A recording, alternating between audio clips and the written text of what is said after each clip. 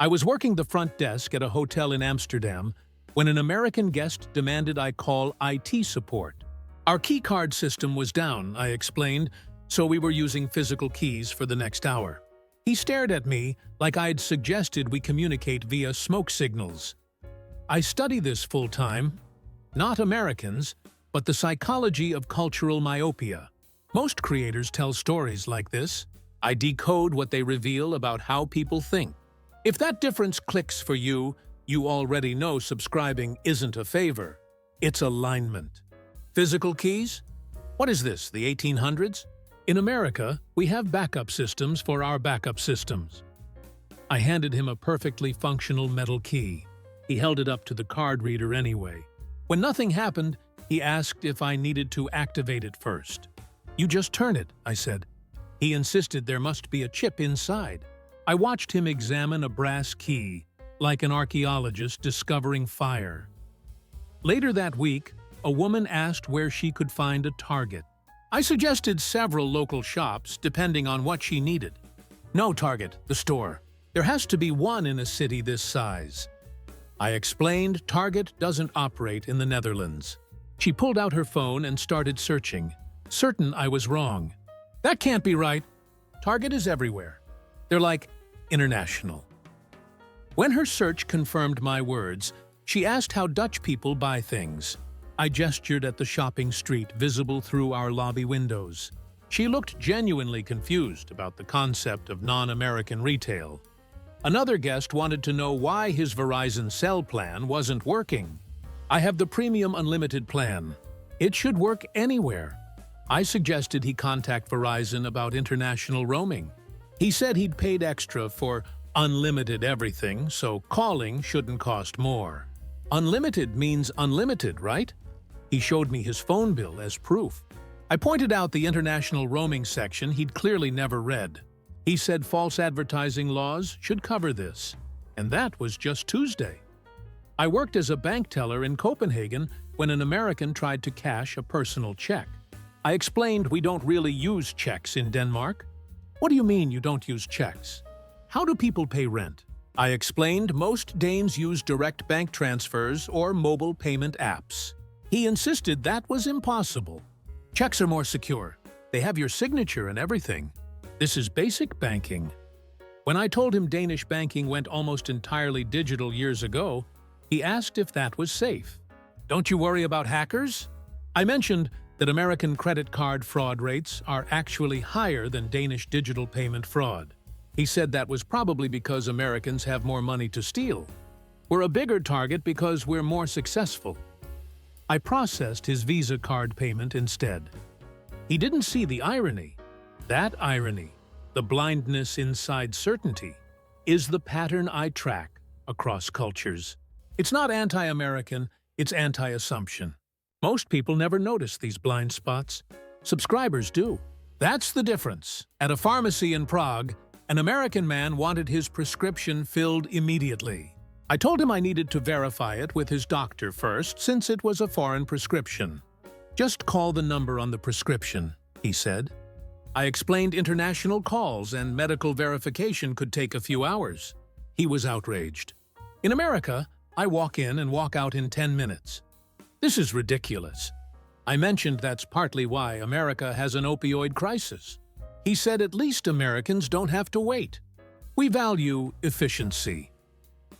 When I told him Czech healthcare is ranked higher than American healthcare by most metrics, he said those metrics must be measuring the wrong things. "We have the best doctors in the world." I asked if that's why Americans fly to Europe for cheaper treatments. He said those people are just looking for bargains, not quality. I was working at a train station in Berlin when an American asked why he couldn't buy a ticket on the train. I explained you buy tickets before boarding in Germany. "That's so inefficient. In New York, you swipe and go." "This is backwards." I pointed out the ticket machines 20 feet away. He said having to stop and buy a ticket added unnecessary time. Americans invented efficient transportation. The Germans should take notes. When I mentioned Germany invented the automobile and has some of the world's best public transit, he said that was old-school stuff. and American innovation had surpassed it. We have Uber now. That's the future. I asked if he'd like to buy a ticket or get fined. He bought the ticket, but asked for a complaint form about the outdated system. There wasn't one. He took that as further evidence of poor customer service. At a grocery store in Oslo, an American woman was confused why she couldn't find peanut butter in the American food aisle. "This is fake peanut butter," she said, holding a jar of Norwegian peanut butter. "Where's the Jif?" I explained we stock mostly European brands. She insisted European peanut butter couldn't be the same. American peanuts are different. They're grown in better soil. When I told her peanuts are peanuts regardless of continent, she said, "American food standards are higher. That's why everyone wants American products." I mentioned Norway's food safety standards are actually stricter than America's. She said that was propaganda. "I've seen the documentaries. America feeds the world." She bought the Norwegian peanut butter, but loudly announced she hoped it didn't make her sick. I was a tour guide in Athens when an American tourist asked why the Parthenon wasn't air-conditioned. I thought he was joking. He wasn't. "It's an ancient ruin," I explained. "It doesn't have walls." He said that seemed like poor planning. In America, we'd restore it properly. Make it functional. When I explained the Parthenon is a UNESCO World Heritage Site preserved in its historical state, he said that was a waste. You could turn this into something people actually use, like a nice restaurant or something. Americans would never let history get in the way of progress. I told him Greece values its heritage differently than America does. He said that explained why Greece's economy struggled. You're too focused on the past. This man was literally on vacation to see ancient ruins. At a university in Stockholm, an American exchange student couldn't understand why there was no campus security checking IDs. Anyone could just walk in. This is a safety hazard. I explained Swedish universities are generally open to the public. He insisted that was dangerous. In America, we have strict security because we care about student safety. When I mentioned Sweden has significantly lower crime rates than America, he said that's because Sweden is smaller. It's easier to police a small country. America is huge, so we need more security. I pointed out Sweden has a lower crime rate per capita, meaning population size doesn't explain it. He said European crime statistics are probably manipulated. Governments here probably don't report everything. He then asked if I felt safe without armed campus police. I asked if he felt safe growing up with school shooting drills. That conversation ended quickly. I worked at a restaurant in Lisbon when an American asked for tap water and seemed shocked it arrived in a bottle. I asked for tap water. "This is bottled. Are you trying to charge me?" I explained in Portugal, table water typically comes bottled unless you specifically request tap. He said that was a scam? In America, water is free and unlimited. This is nickel and diming. When I brought him free tap water, he asked if it was safe to drink. I don't want to get sick. Is this filtered? I told him Portuguese tap water meets EU safety standards, which are stricter than American EPA standards. He said he'd stick with bottled anyway. Better safe than sorry. European plumbing is old. He then complained about being charged for bottled water. The water cost €1. At a bookstore in Dublin, an American was upset we didn't stock more American authors. Where's the American literature section?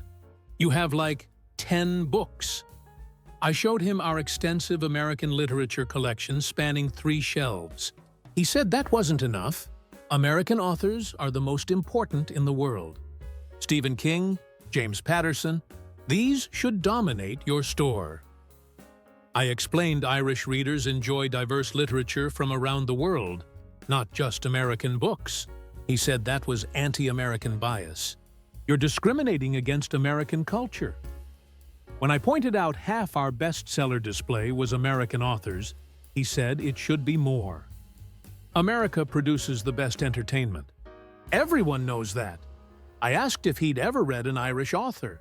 He said he'd seen the movie version of an Irish book once. Same thing, really. I was working immigration at the Copenhagen airport when an American insisted he didn't need to show his passport for a connecting flight within the EU. I already showed it in New York. That should be enough. I have TSA PreCheck. I explained that American TSA PreCheck means nothing in Denmark, and I needed to see his passport. He said this was bureaucratic nonsense. In America, once you're in the airport, you're in. This is inefficient. I told him he was entering a different country, not just changing terminals. He argued the EU was basically one country. You use the same money, right? So it's like states. When I explained the Schengen area still requires passport checks at external borders, he said he'd read online that Europe doesn't have borders anymore. That's what Brexit was about. You guys got rid of borders, and then Britain wanted them back. I asked if he thought Britain leaving the EU meant Europe no longer checks passports. He said it was confusing and America's system was simpler. 50 states, one country, no passports needed. That's freedom. He then pulled up his phone to show me a blog post about borderless Europe. The blog was from 2015 and completely misunderstood how Schengen works. He said this was proof I was wrong. It says right here, no borders. I explained Schengen eliminated internal border checks between member states, but external borders absolutely require passport control. He asked how anyone knew who was external versus internal. Everyone looks the same here. When I pointed out Denmark checks passports specifically to know who's external versus internal, he said that seemed circular. You're checking passports to know if you need to check passports. He demanded to speak to a supervisor who could override this unnecessary policy. I was the supervisor. He said there must be someone more senior. There was, but she'd just say the same thing. He finally showed his passport, but kept muttering about American efficiency. His passport had 12 EU entry stamps in it. Every day, someone learns Europe functions perfectly fine without American systems, standards, or approval. If this kind of cross-cultural decoding reframes how you see the world, imagine having that lens sharpened weekly. That's what subscribing gives you. Clarity on tap, no nationalism required. That Denmark doesn't need American banking infrastructure. That Norway's grocery stores work without American brands. That Sweden feels safe without American-style security. That Greece preserves history differently, and that's okay. Somehow, this comes as a surprise every single time. And somewhere right now, an American is explaining to a confused German why the metric system is inefficient, despite Germany engineering most of their car.